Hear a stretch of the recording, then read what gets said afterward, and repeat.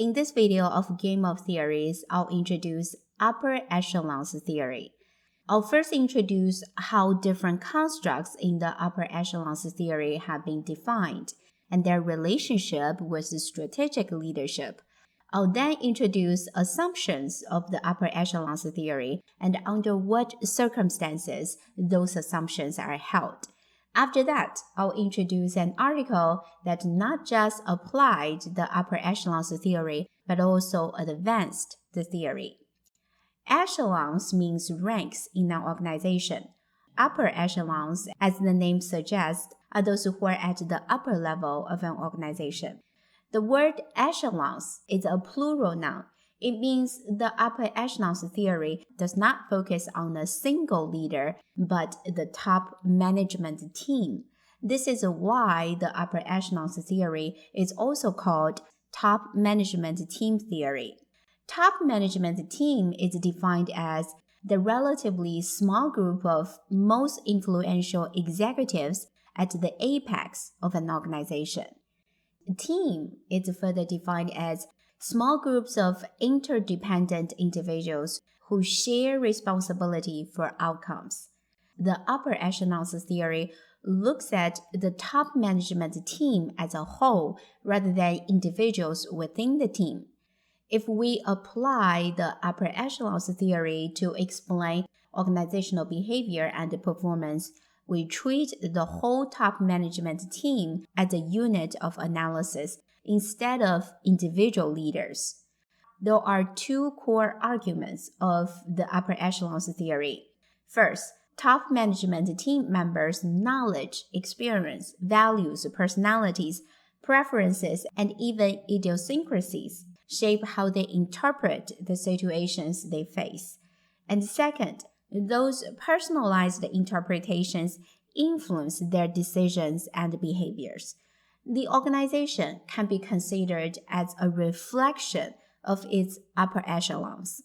Top management team members' characteristics, such as knowledge, experience, values, personalities, and preferences, function as a filter and a processor of information. To do so, they go through a three-step process. Top management team members' knowledge, experience, values, personalities, and preferences influences. First, field of vision, which refers to the directions leaders look and listen.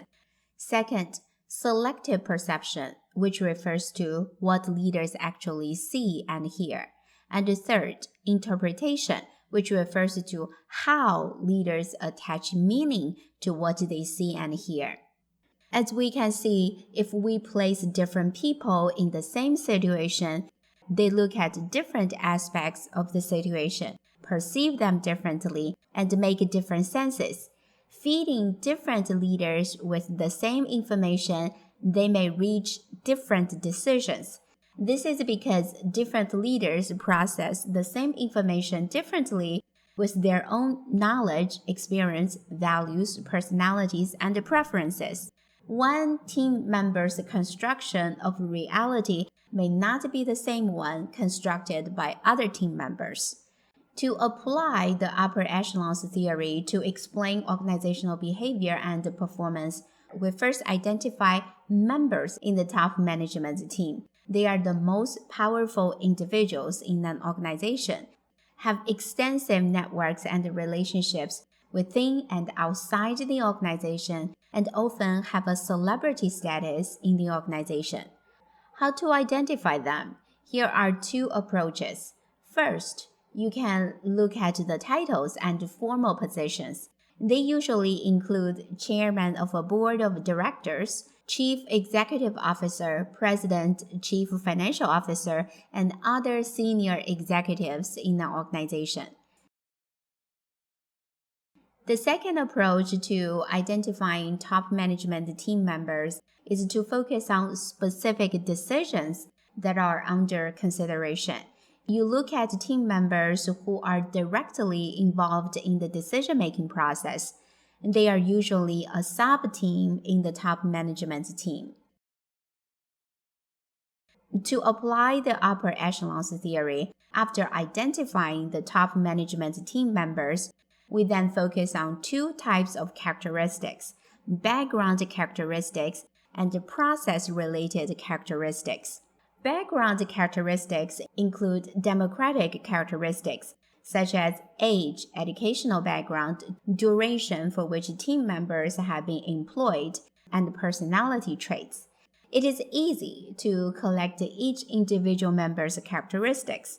We need to pay more attention to how those individual characteristics interact in a team. A team's collective characteristics is not a simple addition of each individual team member's characteristics. In addition to background characteristics, we look at process-related characteristics. For example, how does each team member share information to reach a collective decision? Is the decision-making process collaborative or competitive? How different views from team members are addressed? Is a minority view dismissed or even suppressed? Or is the minority view given opportunities to be discussed extensively? The upper echelons theory has a lot of theoretical overlap with strategic leadership. Strategic leadership explains what strategic leaders do, why they do it, and how they do it. In an article titled, "What is Strategic Leadership?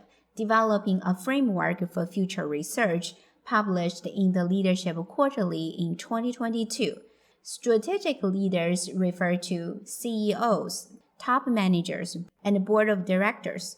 They are called the top management team in the upper echelons theory. Different terms, the same content. Both the upper echelons theory and the strategic leadership explain how characteristics of CEOs, top managers, and board of directors influence organizational outcomes. In the 2022 article on strategic leadership, researchers specifically investigated the characteristics of strategic leaders, what they do, why they do it, how they do it, organizational outcomes, and contextual factors that moderate those relationships. One way to advance theory development and enrich our understanding of a phenomenon is to examine and challenge assumptions of a theory. What are assumptions of the upper echelons theory? It rests on at least two key assumptions. First, the upper echelons theory assumes that the top executives of an organization all work as a team. In order for the assumption to hold, all team members must work collaboratively toward the common good of the organization. As I mentioned in my earlier video on organizational cooperation, the condition for cooperation is that team members' goal achievement are positively correlated. The optimum outcome for one member is exactly the optimum outcome for others. If someone in the top management team prioritizes personal glory over the organizational goal, then the condition for cooperation is not met. The assumption of the upper echelons theory is not met either. In this case, the characteristics of the top management team may not explain how the team functions and how the organization performs. The second assumption is that the top management team has a lot of discretion in making decisions that influence organizational outcomes. Managerial discretion means latitude of action. Discretion can come from environmental conditions, for example, the COVID-19 pandemic and economic recession. Discretion can also come from organizations, for example, whether a weak board or a demanding, aggressive board can greatly influence leaders' discretion. The third source of discretion comes from leaders themselves, whether a leader has high tolerance for uncertainty or not. Thus, the top management team have sufficient managerial discretion under all circumstances. If not, to advance the upper echelons theory, you may want to explore under what circumstances the top management team has high managerial discretion, and under what circumstances the top management team has low managerial discretion. This is exactly what other researchers have done to advance the upper echelons theory. Here are some of their findings. Managerial discretion may be relatively high when, first, there is a high degree of uncertainty with respect to execution and outcomes.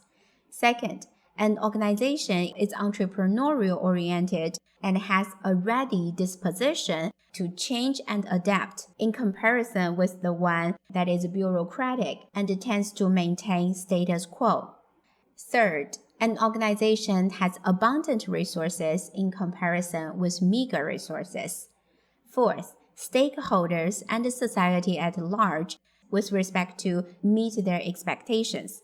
And fifth, an organization is fast growing and is subject to rapid changes in comparison with stable, stagnant, and is subject to minimal innovation. Under those circumstances, the top management team has a high degree of managerial discretion, which means they have much autonomy to influence organizational outcomes. Moreover, even when managerial discretion is limited, if we have a leader who thinks and acts like an entrepreneur, seeks out opportunities, and purposely create more discretion rather than accepts constraints, then the upper echelons can still have a large impact on organizations.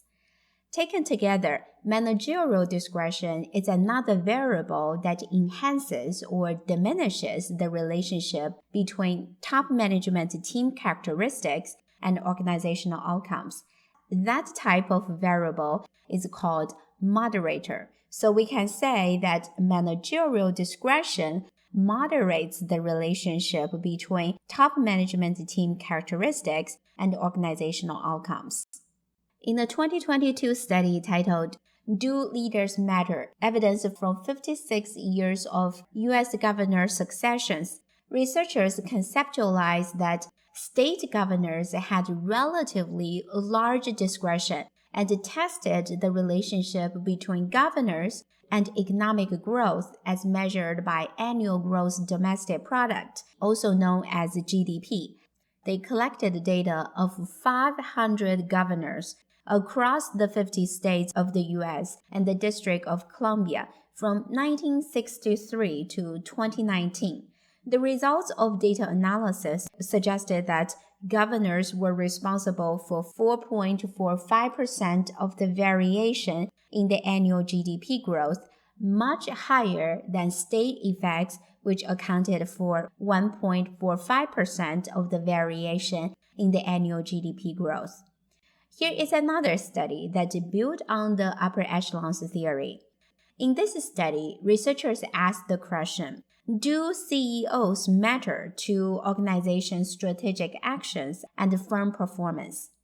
To answer the question, researchers first used the upper echelons theory to develop a theoretical model and hypothesis, and then conducted a meta-analysis of 308 studies to specify CEO characteristics, organizational strategic actions, and future organizational outcomes. Which CEO characteristics were significantly associated with organizational strategic actions, which in turn were significantly related to future organizational performance? Tenure, formal education, experience in industry, not experience in the organization though, and positive self-concept, such as core self-evaluation, charisma, need for achievement, need for power, positive affect, risk orientation, and promotion focus. Here, promotion focus means a focus on advancement or accomplishments and being eager to pursue a goal. It is the opposite of prevention focus, which means a focus on security and responsibilities, and being constantly anxious and insecure about failing to achieve desired goals. CEOs high in promotion focus are confident in achieving desired goals and therefore tend to have positive self-concept. In this video, I introduce the upper echelons theory. I discuss the definitions, its relationship with the strategic relationship, its key assumptions, and how to apply the theory to explain the relationship between top management team's characteristics and organizational performance. Here is a question for you. How do you apply the upper echelons theory to explain the relationship between school boards, school district superintendent, and the district administrators, and their impact on school district performance? If you want to know more about how to build a theoretical framework for your research, I have published a book titled Demystify Theories, a workbook for developing theoretical frameworks of educational leadership research. The link of the book is in the description below.